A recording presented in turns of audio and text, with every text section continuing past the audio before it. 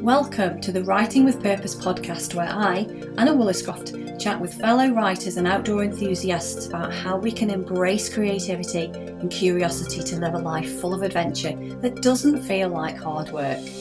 I delve into exploratory conversations about my two loves in life, writing and nature connection, as part of my mission to share the well-being benefits they both bring. It's wonderful to have you here today.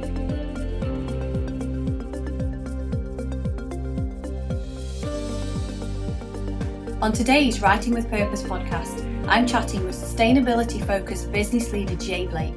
I had so much fun with Jay talking about storytelling, journaling tools, and how best to describe what you do for a living. Hi Jay, welcome to the podcast. I'm very excited about talking to you today because you are a natural born storyteller, if you don't mind. Oh, that's kind of you to say so. Thank you. So we know each other from a local networking organisation. We do. And the purpose of this podcast really is just to chat to people who really enjoy the outside and they love creativity. They write in some way, shape or form. So, and now you are in the business of EV installation. So guilty as charged. Yeah. So big tick for the environmentally friendly side of things. So just tell me a little bit about sort of, your role, and then maybe separately as to how you can kind of stay creative in that sort of role and what creativity means to you. Okay. I have the privilege of working with a company called Poise. They are a UK India based company who specialize in the design of what we lovingly call decarbonisation opportunities. Decarbonisation is a posh word for electric vehicle charging, solar panels, and battery storage. So what we do is we have a powerhouse in India that are basically producing all of our wonderful designs alongside us, which enables the team in the UK to go and visit the sites and be involved at the front end of stuff. And my privilege is to talk to lots of people about what we do. And I talk about us as being a bit like a lifeboat. And I say, look, there is a tsunami coming. There is a wave of opportunity that is about to come. And the moment that you need a lifeboat is not the time to get one on your phone. The moment to get the phone number for a lifeboat on your phone is while the water is around your knees and you can see there's a wave coming. That's where we are today. So my job is really simple. I spend my life going out there talking to people who are involved in electric vehicle charging, either because they're an end user and so they're a client, or because they are a installer of these things and either they don't have enough resource, hence the tsunami lifeboat story, or they want to get use from of additional resources as far as that's concerned. And so my job's really simple. I just get my phone number onto other people's phones so that when they're up to their neck in water and swimming around with sharks, they can just press a single button and there I am resolving that. Brilliant. And what a brilliantly creative way to actually explain that. You've got a story in there with the tsunami. Everyone can relate to that because we haven't been directly involved. We know what that is from the movies and from what we've seen on the news. Unfortunately, it does happen. And also, I've got a vision now of paddling with sharks underneath me. But you don't want to be typing into Google while you're up to your neck in water with sharks swimming around. You just want to press the button and go, oh. Hi, Jay. Oh, yeah, exactly. But I think that just gets the point across of how more informative and enriching a story is when explaining what it is that you do. Because you could have gone down the really boring route of talking about the equipment and that sort of thing, which people don't really need to know about, do they? They need to know about how you're going to get them out of that deep water. Absolutely. Yeah, absolutely. And again, I talk a lot about stories. That's my approach. And for me, helping people to think about whatever it is they're doing in a way that is telling a story gets just people more engaged. It gets them more interested. And they want to understand more. So it gets them to ask a question. So I'm a lifeboat that saves people in the tsunami. Okay, so what actually do you do, Jay? I make friends for a living. So what actually do you do, Jay? Yeah. It is all about that second question. It's not about the complete answer at the first point of contact, and it just stops the conversation dead. It's that whole traditional model of Ada, isn't it? That you get the attention by the story, you maintain their interest, get their desire, and then what's the final one, Ada? Can't remember. Anyway, sorry? Get them to take action. Get them to take action, exactly. Yes. And yeah, you've done it in a fun way and an imaginative way, and it just resonates a whole lot more. And when I think about the amount of times you've won, when we go to our networking meeting, it's a face-to-face meeting, isn't it? That you've won, we get like a minute message award for the person that delivers the best minute message, and the amount of times you've won it because of your different stories and how you are engaging with people is, again, just a great example of how stories. Yeah, and it's about getting comfortable. It's about, we get uncomfortable with pauses. Yeah. But actually, even in that minute that you've got, if 10 seconds of that is silence, all of a sudden people are listening, and all of a sudden people are, they just wait because they want to know. And it takes a lot, because a second when it's heard is a long time. A second when you're the one delivering it is even longer. But you've just got to sit it out and allow them to feel uncomfortable. And that moment they're starting to feel uncomfortable, you then, and it's so much fun. But hey, look, you know me, I enjoy dragging that out of them, and it's all good fun. Yeah, it's so much fun for you as well, because you can see everybody's faces as you go, what's going next. Go on, give it to us. But also as well, I think you've hit on a very good point there for sort of grabbing attention, but also having that pause to be able to reflect for a little bit, not necessarily spurt out the first thing that comes into your head, which let me explain this, which I think is a good thing when you're writing, particularly when you're writing free writing and you're doing maybe morning pages or something like that. It's good to just let that flow without necessarily having that pause. But yeah, in that sort of situation when you're engaging with somebody and you're communicating, it's that pause is beneficial as well. Absolutely. Yeah. Interesting. It's fascinating, isn't it? And how I love it. It's that whole communication piece. And I mean, we're clearly in a world that is absolutely bombarded with communication and opportunities for getting our message out there and engaging with our audience and understanding who it is we're trying to talk to. Because it's that, I mean, coming back to the whole networking thing, I had a lovely conversation the other day with a chap who's involved in the travel industry, and every time he got up, he would say, I want to talk to anyone. And I went, And it is that whole thing of by human nature, when we talk about anyone, we think of no one.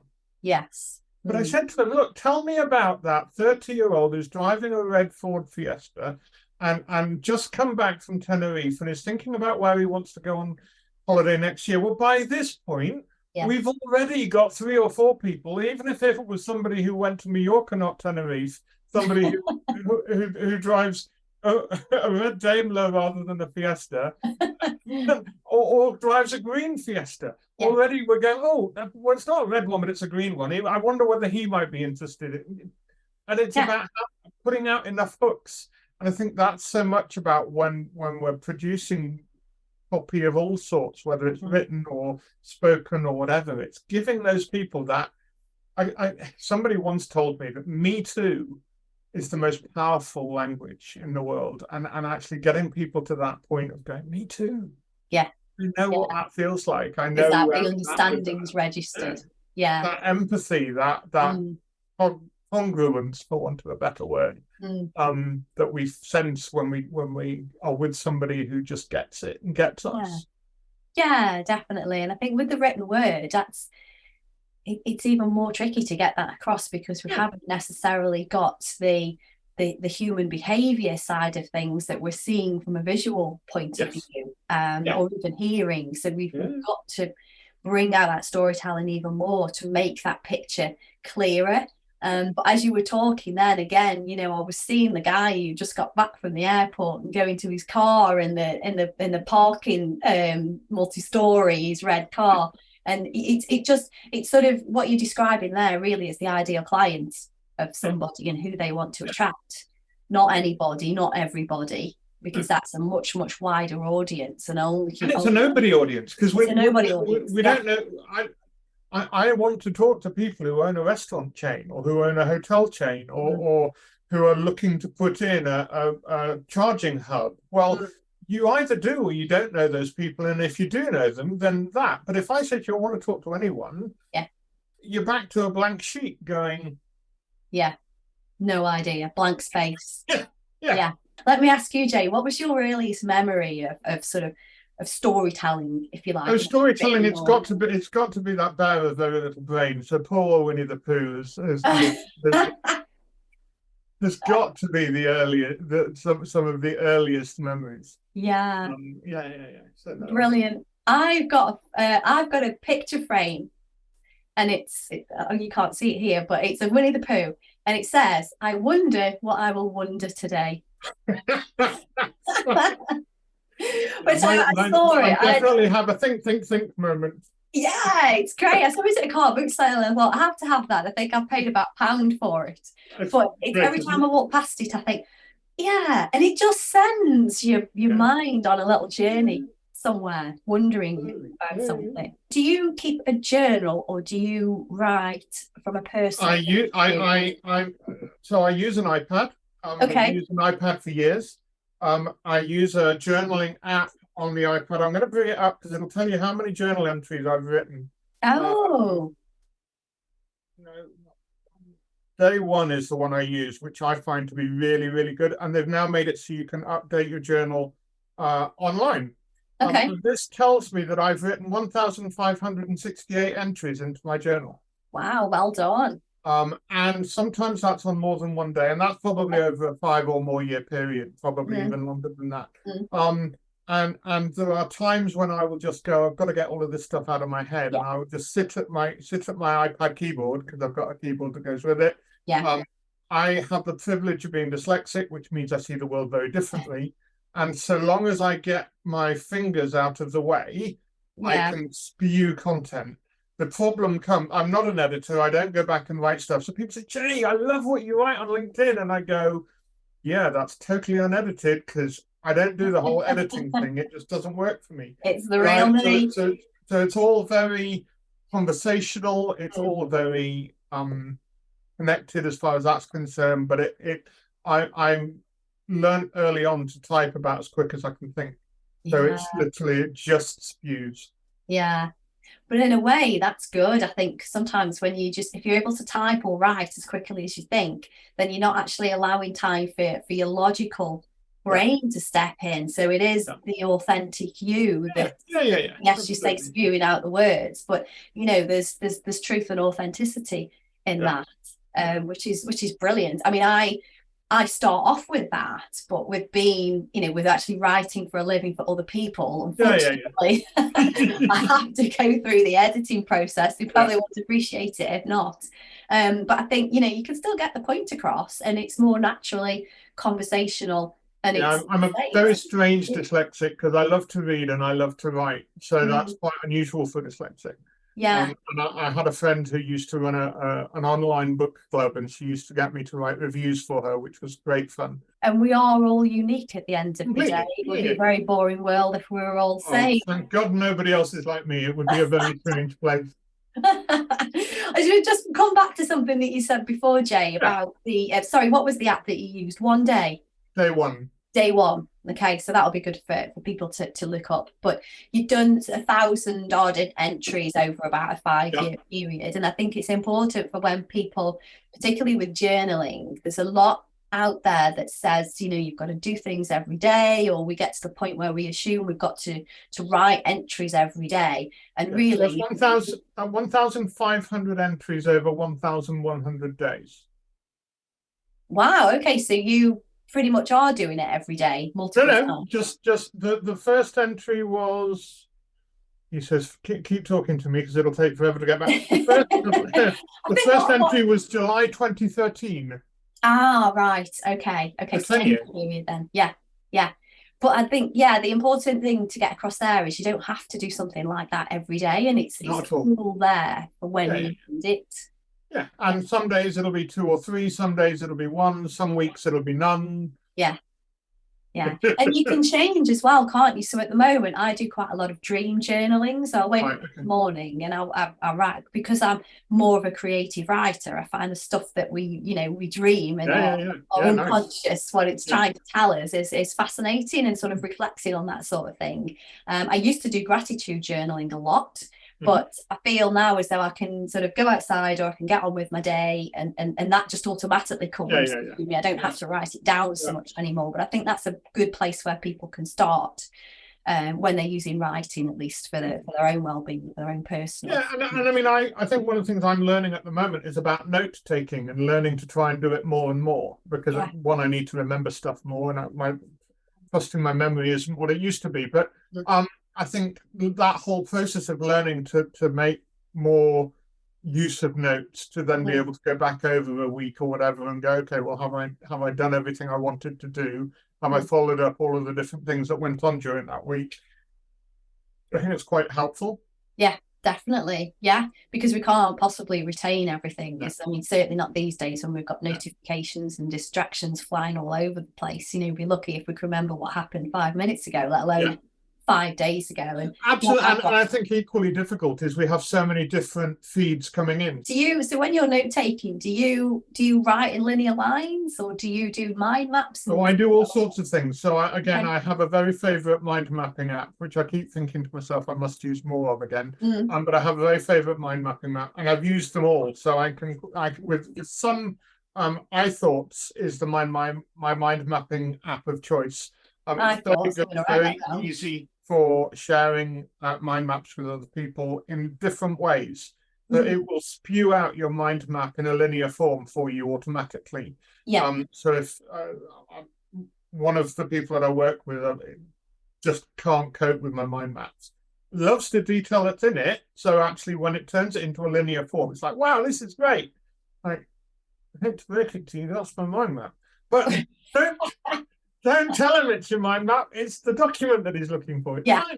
But yeah, so it's just about, and I think that's the joy of it. It's about finding what works for you, utilizing that, and then finding how to export that, how to translate that into whatever works for somebody else. Yeah, and that works on so many levels. It works from the auditory to the visual level. So there will be some people that they want you to write it so they can respond to it that way. There's some people that need to hear it. I remember I had my first business coach I ever had.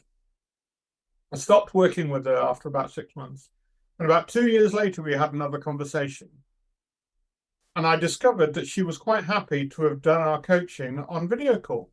Right. She never previously mentioned it. Right. That was the reason she lost me as a client. Yeah. Because I switch off after about 20 minutes of just an audio call. It wasn't working for me. I wasn't getting any visual feedback. Yeah. And so in that way, it's all about understanding who we're talking to and what it is that they need. These podcasts that have been recorded are being recorded on video as well. And that was the sole reason for me doing that some people to listen on the go. It's a little bit easier, but the stats say that people listen to podcasts normally when they're doing something else. Sure. So when they're watching a video, they're normally, they're more engaged with everything that's going on. So they're potentially not going to be doing anything else. And then, of course, I will get a transcript version of it as well, so that the written word. Everybody wins. Everybody wins, exactly. Brilliant. So let's touch a little bit on the outdoors. Okay, if we can, please. So you're in the industry of, helping the environment and the air to be cleaner and clearer. Tell me a little bit about what draws you to being outside, and often what draws me to being outside is my four-legged friend. So I have the privilege of a little cockapoo that's now 5 years old. And she and I try and do several 6-kilometer walks a week. And again, as I say, having something like an iPad that enables me to write on the go, enables me to just find somewhere that I can just sit and be and do. And sometimes it's just that complete thing of being in a different environment. Yeah. Whether that environment is physically outside and it's sat on a bench, looking at a view, or whether that is in an environment of being in a different coffee shop or whatever it is, just moving where we are to somewhere new just often gives that opportunity to be more creative and to think about what it is you're writing. Yeah, so you find that inspires you then. It sort of gives you that sort of a new energy, if you like, or a new thought or something like that. Absolutely. And sometimes it's about having the right kinds of music on in the background or whatever it is, just finding what it is that kind of really lifts and gets the words flowing. Yeah, I find that because I've started going out into coffee shops a little bit more, and there's a certain type of work that I can do in that environment. I can't just write a piece from scratch. I need more silence from that. But something that's a little bit more, probably, if I'm honest, doesn't need my full attention quite the same, but I'm still doing a good job, I might add, but it doesn't necessarily need my full attention. And that sort of background ambience, if you like, just helps keep me productive, really. Whereas if I go outside for a walk, quite often what I find I get from the walk, and I call them thought walks, is if I'm stuck on something, then I can go outside and that kind of releases the block a little bit, and then I start to have some of the ideas flow a bit more. So that's sort of more creativity generating, shall we say, rather than productivity, although you could say that the two are the same. And sometimes it is that whole thing of just saying, look, I want to fix this, I want to get my head around it, I want to think about it, and almost putting it in that place of fix the problem, go for a walk, come back, problem's fixed. Without spending all of the time of the walk actually focused on it, just allowing your subconscious to do its thing without you messing around with it too much. And coming out the other end with the results that you're looking for. That's a great point. And just it's almost saying, okay, I'm going to switch off for half an hour, and just by sort of setting that intention of switching off and going for a walk, kind of is like reverse psychology almost. Absolutely. The ideas do start to flow, so you almost can't help them coming out. So what would you say, Jay, to somebody that was, I'm too busy to go for a walk, they have got a lot on, they've got a lot on their plate, but they're kind of overwhelmed, and we sort of, as outdoor lovers, know that taking that step outside is going to help with that. But how would you sort of suggest? I would always tell people to take a risk. I would always say, do you know what, how many days do you get to the end of it and you've done everything on your list? Which the answer will almost certainly be never. I never get to the end of the day and all my other stuff's on the list. Okay, so what if you give me half an hour and you go and have that walk and you just let go of all of that stuff that you've got to do, and you just go on that walk and come back and see how you feel? It's exactly the same as for me. If I get to a point on a particular day where I'm absolutely exhausted, I know that I will get much more done by going and putting my head down for an hour.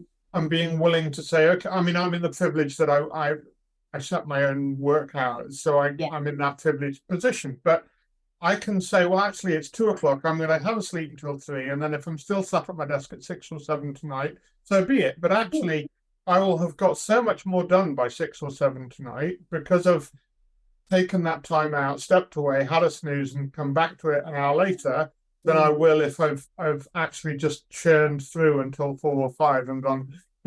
Yeah, definitely. And you're listening to what your body's telling you a little bit more there. You're tired, you need a break, just take half an hour, 60 minutes away, and then come back refreshed. I would love to ask you, Jay, if you have a takeaway for people that are trying to sort of get a little bit more in flow with creativity. They like writing, but maybe don't have enough chance to write, or they're feeling drawn outside but can't. Is there anything that you can sort of say as a takeaway? I think for me it would be start small, and none of us are expecting you to write War and Peace on week 1. But if you write, I mean, tweets are great things. They're lovely and short, and there's no pressure, and they're kind of 140 characters. We can all write 140 characters. And please don't sit there and count them. Just write that kind of short. It will tell you if it's too long. Yeah, absolutely. But get into the habit of doing it. And even if you're writing to you, just I think the one takeaway that I would leave is always be kind. Whatever it is that you write to yourself and to other people, be kind. Because life is short. And we happen to be recording this on a week that they've set aside for mental health awareness. Now, those people that are clever are going to know when this was recorded, but I bet not many. But yeah, let's give that. Let's be kind, and let's remember that everybody we're talking to is fighting a battle. Yeah, I mean, the whole kindness piece is a big thing in personal development, self-development now, isn't there? I think even some bookstores are categorising things under that kindness and category. And yeah, that as well is sort of showing that kindness outside of you. So it's not just necessarily thinking about, yes, we need to think about what we want and strive for what we want, but it's not all about you. No, absolutely. You can't judge other people for certain behaviour. But also, I think what's often shocking to people is that actually by being kind to other people, we can often get what we want just as a byproduct. Yeah. Not because that's what we were after, but because it's a byproduct of doing that. Even if it's a simple feel-good vibe. If people wanted to get in touch with you to learn more about the business or indeed yourself and just... Yeah, well, I'm on LinkedIn, I'm on Twitter, at jblake_ finds me on Twitter. I'm on LinkedIn, relatively easy to find. There are not too many J Blakes in the EV world. So yeah, do reach out, come and say hello. Brilliant. Well, thank you very much for your time. I've really, really enjoyed it. Likewise. Thank you. Thank you for listening to today's Writing with Purpose podcast. Having conversations with fellow writers or adventure enthusiasts brings two of my biggest loves in life together, writing and nature connection. I've been a copywriter and content creator for 23 years, but my passion is writing for well-being, and I'm on a mission to share the benefits that putting pen to paper has for personal wellness with as many people as possible. If you want to learn more about writing for your well-being and journaling techniques, please connect with me in my Facebook group, Journaling with Anna.